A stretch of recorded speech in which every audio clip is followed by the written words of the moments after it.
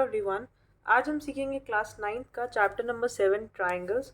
सबसे पहले triangle chapter के बेसिक कॉन्सेप्ट सीखेंगे, जिसमें ट्राइंगल क्या है, कितनी तरह के ट्राइंगल होते हैं, कॉन्ग्रुएंसी किसे कहते हैं और कैसे कॉन्ग्रुएंसी को प्रूव करते हैं, और सही तरह से कॉन्ग्रुएंसी हम कैसे लिखते हैं। जब दो ट्राइंगल आपस में कॉन्ग्रुएंट हो तो एक सही तरीका होता है उसको लिखने का, वो मैं आपको इस वीडियो के एंड में बताऊंगी। तो शुरू करते हैं। सबसे पहले देखते हैं कि ट्राइंगल क्या है। तो ट्राई एंगल, ट्राई मतलब होता है तीन और एंगल्स का मतलब एंगल। तो तीन एंगल्स जिस भी शेप में होंगे, जैसे कि ये ABC एक शेप है जिसमें तीन एंगल्स हैं और तीन साइड्स हैं, तो इसको मैं बोलूँगी ट्राइंगल। ठीक है, सो ये तो समझना बहुत आसान है। और इसको लिखेंगे कैसे? एक ट्राइंगल का छोटा सा सिंबल बनाते हैं हम, छोटा ट्राइंगल ABC। ठीक है, एक साइड से स्टार्ट करते हुए सीक्वेंस में A B and C। So triangle का नाम हो गया ABC ट्राइंगल। अब देखते हैं टाइप्स ऑफ ट्राइंगल। सो हमने ट्राइंगल्स को दो तरह से क्लासिफाई किया है, एक तो साइड्स के हिसाब से और एक एंगल्स के हिसाब से। अगर मैं साइड्स की बात करूं तो तीन तरह के ट्राइंगल हो सकते हैं। पहला, जिसकी सारी साइड अलग अलग लेंथ की हो। एक अगर मान लेते हैं 3 सेंटीमीटर है तो दूसरी 4 हो और तीसरी 5 हो, मतलब अलग अलग लेंथ कुछ भी हो सकती है, अलग अलग लेंथ है। उस ट्राइंगल को स्केलीन ट्राइंगल कहते हैं। इसी तरह अगर दो साइड्स इक्वल हैं और तीसरी साइड जो है वो अलग मेजरमेंट की है, जैसे ये साइड 4 है, ये भी 4 है, लेकिन ये 7 है, 7 सेंटीमीटर्स की है, तो दो साइड कोई भी इक्वल है उसको हम आइसोसेलेस ट्राइंगल कहते हैं। आइसोसेलेस, स्पेलिंग्स का ध्यान रखना। इस आइसोसेलेस ट्राइंगल में एक और ख़ास बात होती है, आगे भी हम पढ़ेंगे बट यहाँ भी मैं आपको थोड़ा हाईलाइट कर देती हूँ इस बात को, क्योंकि ये बहुत इंपॉर्टेंट है, बार बार क्वेश्चन में रिपीट होती है। आइसोसेलेस ट्राइंगल में एक खास प्रॉपर्टी है कि जो इक्वल साइड्स है ना, जैसे ये साइड और ये साइड इक्वल हैं, तो इनके जस्ट ऑपोजिट वाला जो एंगल है, इसके ऑपोजिट ये एंगल है और इस वाली साइड के ऑपोजिट में ये वाला एंगल है, ये दोनों एंगल भी इक्वल होते हैं। ये बात ध्यान रखना। आइसोसेलेस ट्राइंगल में दोनों इक्वल साइड के जस्ट सामने ऑपोजिट वाला जो एंगल होता है, दोनों एंगल्स वो बराबर होते हैं। ठीक है, नेक्स्ट इज थर्ड, जिसकी सारी साइड इक्वल हैं, जैसे ये 5 है तो ये भी 5 सेंटीमीटर और ये भी 5 सेंटीमीटर है, सारी साइड इक्वल है, उसको कहते हैं इक्विलेटरल ट्राइंगल। इसके बाद इक्विलेटरल ट्राइंगल की एक खास बात कि इसके सारे एंगल जो हैं वो 60 डिग्री होते हैं, हमेशा 60 डिग्रीज। क्यों? क्योंकि हमें एक प्रॉपर्टी पता है, अभी कुछ ही वीडियोस पहले हमने पढ़ा है कि तीनों एंगल का सम एक ट्राइंगल में 180 डिग्रीज होता है। एंगल सम प्रॉपर्टी बोलते हैं इसको। तो तीनों एंगल को अगर हम प्लस करेंगे तो 180 होगा। तो अगर तीनों सेम एंगल्स हैं तो 183 से डिवाइड होगा तो 60 एक एंगल की मेजरमेंट आएगी। तो इसी तरह से इक्विलेटरल ट्राइंगल के हर एक एंगल की मेजरमेंट 60 होती है। अब आगे बढ़ते हैं। एंगल्स के बेसिस पे हमने ट्राइंगल को कैसे क्लासिफाई किया, ये बहुत ध्यान से समझना। सबसे पहले मैं राइट एंगल ट्राइंगल से शुरू करूँगी। किसी भी ट्राइंगल में एक एंगल, कोई भी एक एंगल अगर 90 डिग्री है, बाकी दो कोई भी हो डजेंट मैटर, एक एंगल अगर बिल्कुल परपेंडिकुलर है, 90 डिग्री है, तो उसको, उस ट्राइंगल को हम राइट एंगल ट्राइंगल बोलेंगे। इसी तरह से अगर एक ट्राइंगल में सारे एंगल 90 से कम है, ध्यान से सुनना इस बात को, सारे एंगल्स, एक नहीं, सारे एंगल्स 90 से कम है, जैसे ये 60 है, ये भी 60 है, ये भी 60 है, सब 90 से कम है, तो इस ऐसे ट्राइंगल को हम एक्यूट ट्राइंगल बोलते हैं। एक्यूट ट्राइंगल या acute angled triangle, right. Next आता है ऑब्ट्यूज। ऑब्ट्यूज ट्राइंगल में क्या होता है, एक एंगल, कोई भी एक एंगल 90 से बड़ा होगा। इसमें क्या होता है, ग्रेटर देन 90 और 180 के बीच में होगा। 90 और 180 के बीच में कोई एक एंगल होगा। इसमें लेस देन 90 होगा। ऑल एंगल्स, सारे एंगल्स लेस देन 90 होंगे। इसमें कोई भी एक एंगल, वन एंगल 90 डिग्रीज होगा। तो ध्यान रखना। नेक्स्ट देखते हैं हम लोग कि कॉन्ग्रुएंट ट्राइंगल, कॉन्ग्रुएंट वर्ड का मतलब क्या है। कॉन्ग्रुएंसी हम कहते हैं, मान लेते हैं कोई भी मेरे पास एक शेप है, लेट्स से ये रेक्टेंगल है, इसकी लेंथ यहाँ 10 सेंटीमीटर है और ये 5 सेंटीमीटर है। इसी तरह से एक और रेक्टेंगल है मेरे पास, सेम लेंथ ब्रेड्थ का, बिल्कुल सेम है। ये 10 सेंटीमीटर इसकी लेंथ है, 5 सेंटीमीटर इसकी ब्रेड्थ है। अगर इन दोनों रेक्टेंगल्स को मैं एक के ऊपर एक ओवरलैप करूँगी तो ये बिल्कुल एक दूसरे को पूरी तरह से कवर करेंगे, कोई भी छोटा या बड़ा नहीं होगा, बिल्कुल एग्जैक्टली सेम होंगे।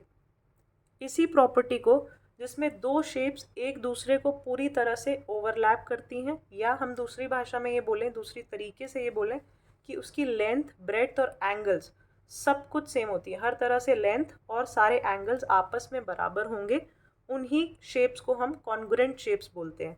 इस केस में ये सारे एंगल देखो 90 डिग्री हैं, ये चारों भी 90 है और इसके भी एंगल्स 90 डिग्री है। रेक्टेंगल के सारे एंगल 90 होते हैं। लेंथ भी 10 है, 10 इसकी भी 10 है, इसकी 5 ब्रेड्थ है, ये भी 5 है। तो ये इनको मैं बोल सकती हूँ कि ये कॉन्ग्रुएंट रेक्टेंगल्स हैं। इसी तरह ट्राइंगल की बात करें तो ट्राइंगल में भी सेम चीज़ अप्लाई होती है। कोई भी दो ट्राइंगल ले लो जिसकी एक साइड दूसरी साइड के इक्वल है, दूसरी साइड दूसरे ट्राइंगल की दूसरी साइड के इक्वल है, और तीसरी साइड दूसरे ट्राइंगल की तीसरी साइड के इक्वल है। बेसिकली आपस में इक्वल साइड्स हैं और एंगल्स भी इक्वल हैं। ये वाला एंगल इसके इक्वल है, ये वाला एंगल इसके इक्वल है, ये वाला एंगल इस एंगल के इक्वल है। ठीक है, तो ऐसे ट्राइंगल को, और ये एक दूसरे के ऊपर आप रखोगे तो बिल्कुल एक दूसरे को ओवरलैप करेंगे, कहीं से भी छोटे बड़े नहीं होंगे। सो ऐसे ट्राइंगल को हम कहते हैं कॉन्ग्रुएंट ट्राइंगल्स। ये कॉन्ग्रुएंसी का सिंबल है, एक छोटा सा आप ऐसे वेवी लाइन बनाओगे, उसके बाद दो इक्वल टू, ये सिमिलर का साइन होता है। इसको मतलब ट्राइंगल, इसका मतलब है कि ट्राइंगल सिमिलर है, एक जैसे हैं और इक्वल भी हैं, यानी सारी साइड, सारी लेंथ, सब कुछ इक्वल है। ऐसे करके आप याद रख सकते हो। अब कॉन्ग्रुएंसी का मतलब समझ आ गया तो आगे देखते हैं। बहुत सारे क्राइटेरियाज हैं। क्राइटेरियाज मतलब तरीके या रूल्स, जिससे हम दो ट्राइंगल को कॉन्ग्रुएंट प्रूव कर सकते हैं, बता सकते हैं कि ये दोनों ट्राइंगल कॉन्ग्रुएंट हैं या नहीं। तो पहला क्राइटेरिया, यहाँ पे मैं क्राइटेरियाज डिस्कस करूँगी।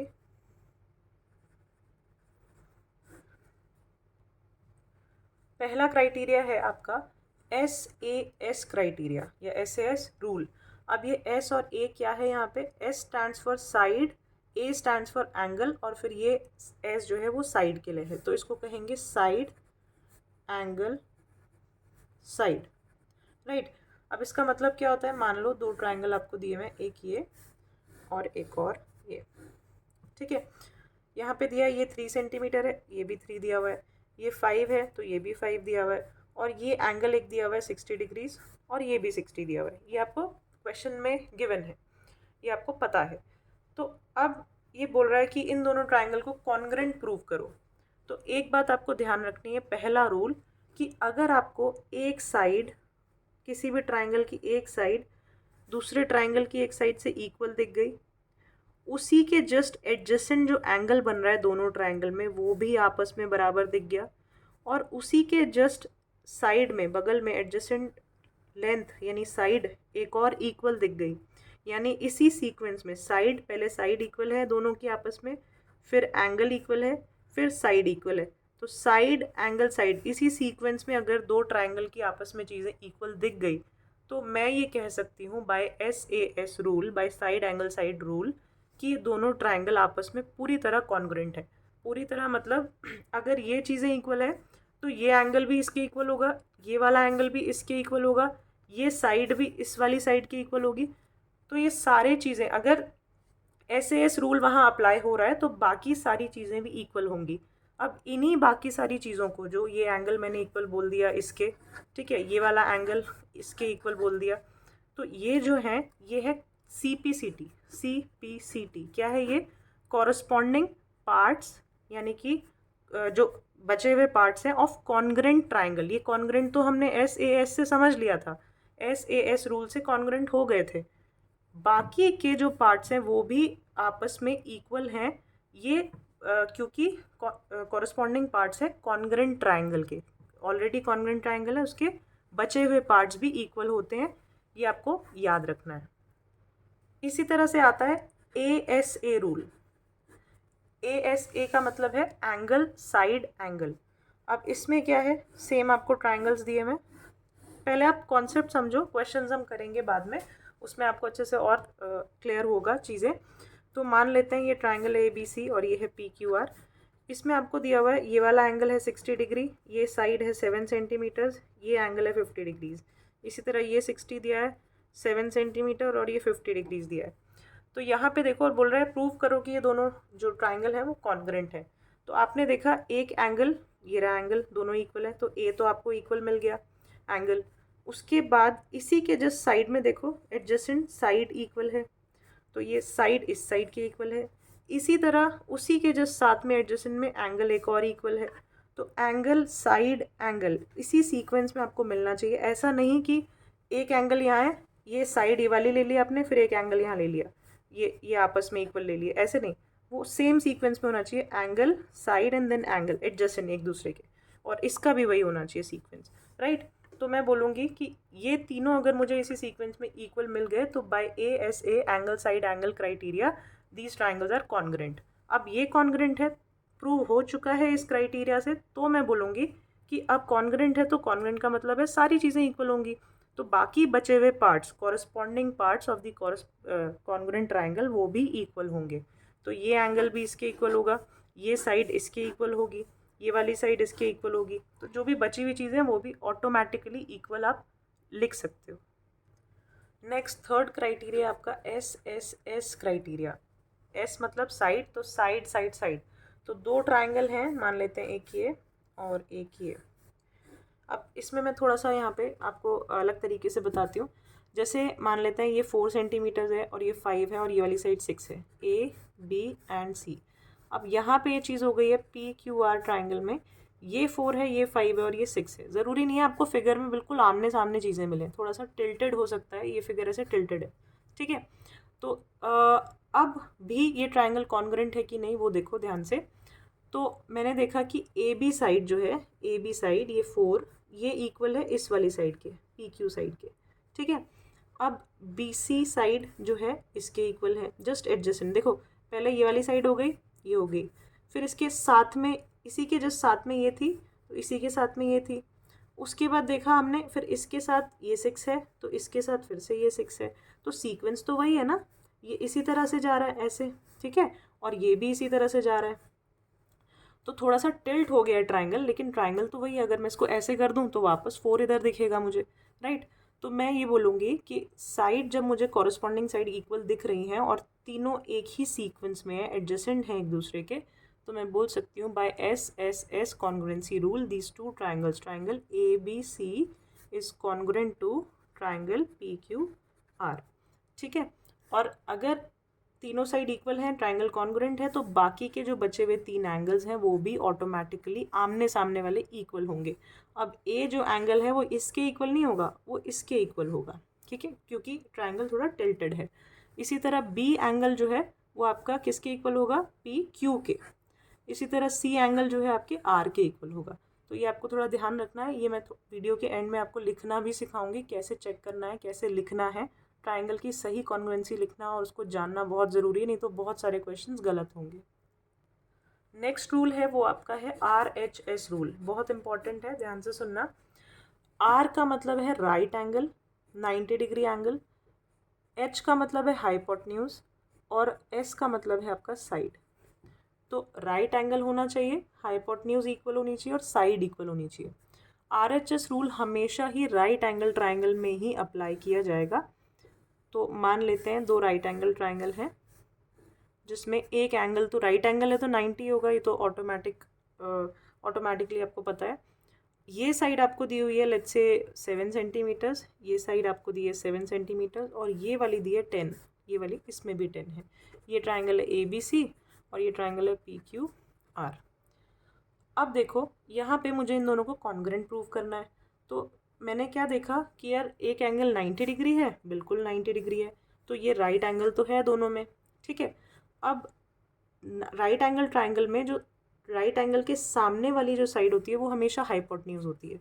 तो इस ट्राइंगल में ये हाइपोटेन्यूज है और इस ट्राइंगल में ये हाइपोटेन्यूज है। इसी तरह से ये परपेंडिकुलर हुआ और ये परपेंडिकुलर हुआ, या इसको कह लो कोई भी साइड ले लो, ये दोनों साइड्स हो गई उसकी कॉरस्पॉन्डिंग, ठीक है। अब RHS रूल कहता है एक तो राइट एंगल होना चाहिए, एक H से यानी हाइपोटेन्यूज इक्वल होनी चाहिए, तो ये 10 है तो ये भी 10 है, बिल्कुल सही है। नेक्स्ट कोई भी एक साइड, ये एस रिप्रेजेंट साइड, तो चाहे ये वाली या ये वाली, कोई भी एक साइड आपस में ऑपोजिट, मतलब दोनों ट्राइंगल की आपस में इक्वल होनी चाहिए। तो राइट एंगल मिल गया मुझे, हाइपोटेन्यूज भी इक्वल मिल गई, और एक ये साइड भी इक्वल मिल गई, ये भी 7 ये भी 7। तो मैं क्या कह सकती हूँ कि by RHS congruency criteria these two triangles are congruent. और ये दोनों ट्राइंगल इस क्राइटेरिया से कॉन्ग्रुएंट हैं, तो बाकी के जो बचे हुए पार्ट्स हैं CPCT corresponding parts of congruent triangle वो भी इक्वल होंगे। ये C एंगल R के इक्वल होगा, ये B एंगल Q के इक्वल होगा, ये PR साइड AC के इक्वल होगी। सबका रीज़न CPCT। अब हम देखते हैं बहुत इंपॉर्टेंट चीज़ कि आप कॉन्ग्रुएंसी को, जो हमने अभी सीखे हैं चीज़ें, जो हम बातें अभी पता चली हैं, उसमें कॉन्ग्रुएंसी को लिखने का सही तरीका क्या है। दो ट्राइंगल्स को अगर मुझे कॉन्ग्रुएंट प्रूव करना है, उसको लिखना है, तो किस सीक्वेंस में लिखना चाहिए, तो देखते हैं ध्यान से।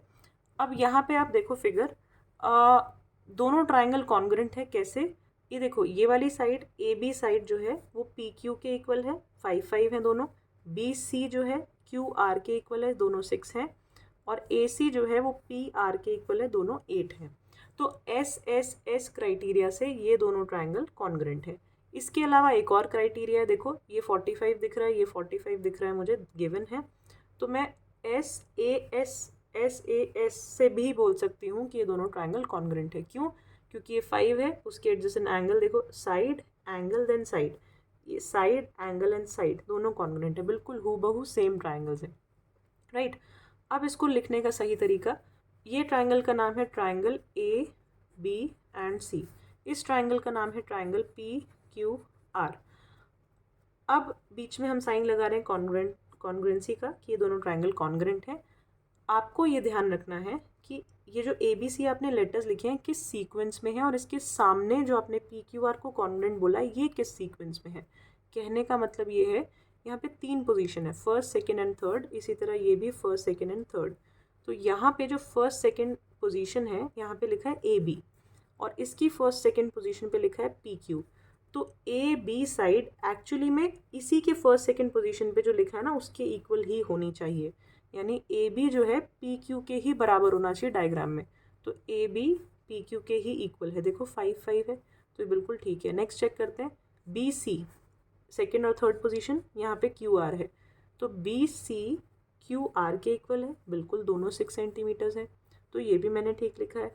अब फर्स्ट और थर्ड पोजीशन चेक करते हैं, AC, और यहाँ पे भी फर्स्ट और third position PR, AC equals to PR, बिल्कुल 8 8 है। इसके अलावा ऐसे वैसे तो चेक हो गया है, बट और भी देख लेते हैं। ये जो फर्स्ट पोजीशन पे A है, इसकी फर्स्ट पोजीशन पे P है, तो A एंगल P के इक्वल होना चाहिए। जब ये कॉन्ग्रुएंट है, हम प्रूव कर चुके हैं, तो ये दोनों भी इक्वल होंगे आपस में, ठीक है। और ये वाला एंगल भी इक्वल होगा, ठीक। तो A एंगल P के इक्वल होगा, A और P इक्वल होंगे। इसी तरह सेकंड पोजीशन पे B है, तो सेकंड पोजीशन पे Q, तो B और Q बराबर होंगे, बिल्कुल सही है।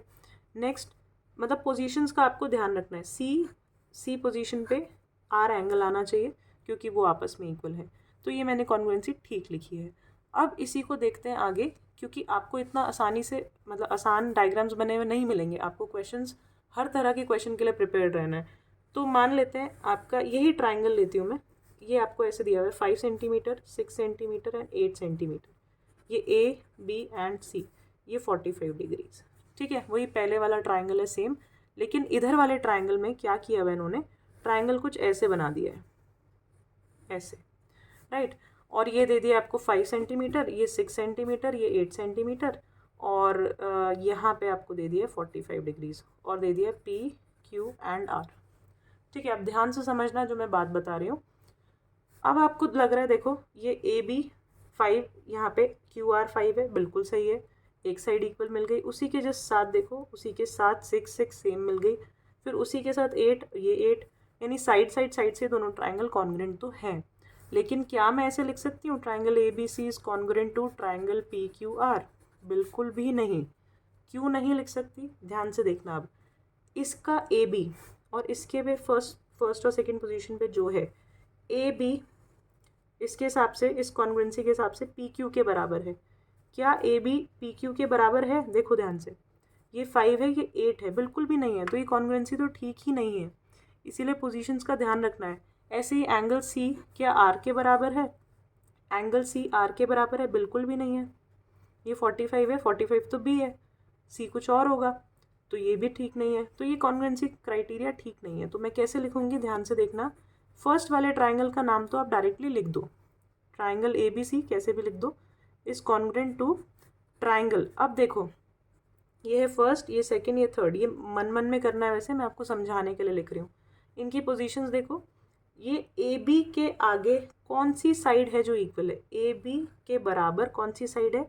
क्यू आर, ध्यान से देखो, क्यू आर, तो ए बी के पोजीशन पे क्यू आर आना चाहिए, राइट। फिर बी सी भी चेक करो, बी सी के सामने बी और सी, इसके सामने कौन सी साइड है? आर पी, ये देखो 6, तो आर पी होनी चाहिए। अब और भी चेक करो, यहाँ तक मत सोचना कि ठीक हो गया है, 2 ही चेक कर लिया, एंगल्स भी चेक कर लो, 1-2 चीज़ें और चेक करो कि ए और सी, फर्स्ट और थर्ड पोजीशन पे ए सी क्या क्यू पी के बराबर है? क्यू पी, ए सी और क्यू पी, सॉरी ये वाला है क्यू पी, राइट। 8 है, ये भी 8 है, बिल्कुल सही है। अब मेरी कॉन्ग्रुएंसी ठीक आ रही है, तो मैं इसको लिखूंगी triangle A B C is congruent to triangle Q R P, not P Q R, ठीक है। तो ये बहुत मैटर करता है, इसीलिए मैंने ऐसा एक टॉपिक लिया है, सॉरी ऐसी एक वेरिएशन ली जिससे आपको समझ में आए कि हर बार ऐसे सीक्वेंस में नहीं चलता है कॉन्ग्रुएंसी लिखना। कॉन्ग्रुएंसी लिखने के लिए आपको पोजीशंस का ध्यान ज़रूर रखना है। अब इसमें ये भी चेक करो, देखो ये एंगल ए और क्यू, एंगल ए और क्यू आपस में बराबर होंगे, ठीक है। इसी तरह बी और आर, बी 45 है, आर भी देखो 45 है, ठीक है, तो बी आर के बराबर होगा। इससे आपको सी पी सी टी बाकी के पार्ट्स लिखने में भी मदद मिलेगी, क्योंकि एंगल बी और एंगल आर दिया हुआ है 45 डिग्रीज है, ठीक है। आपको बाकी बताना है कि और कौन कौन कितने कितने डिग्रीज के हैं। तो एंगल ए आप किसके इक्वल बोलोगे? एंगल ए और सी पी के इक्वल है या क्यू के इक्वल है, कैसे पता चलेगा? तो इसी कॉन्ग्रुएंसी को अगर सही लिखा होगा तो पता चलेगा कि ए एंगल जो है आपका क्यू एंगल के बराबर होगा, angle A will be equal to angle Q. तो कोई भी एक वैल्यू पता है अगर मान लो, तो आपको दूसरे की सामने वाले ट्राइंगल की भी पता चल जाएगी। इसी तरह एंगल सी जो है, थर्ड पोजीशन पे एंगल सी है, वो किसके बराबर होगा? एंगल पी के, थर्ड पोजीशन पे पी है, तो एंगल सी पी के बराबर होगा, ठीक है। तो इस तरह से आप कंफ्यूज नहीं होगे अगर आपको सही से लिखना आता है कॉन्ग्रुएंसी को कैसे लिखना है। आई होप ये समझ आया होगा, इसको अच्छे से देखो, उसके बाद हम क्वेश्चंस अटेम्प्ट करेंगे। अगर अच्छे से समझ आ गया तो गलती नहीं होगी। बहुत ही मज़ेदार चैप्टर है, बहुत आसान है, बस ये है आपको फोकस देना रखना होता है मैथ्स के ऊपर, थोड़ा सा बेसिक अच्छा करना होता है, फोकस देना होता है और कुछ नहीं चाहिए, और प्रैक्टिस।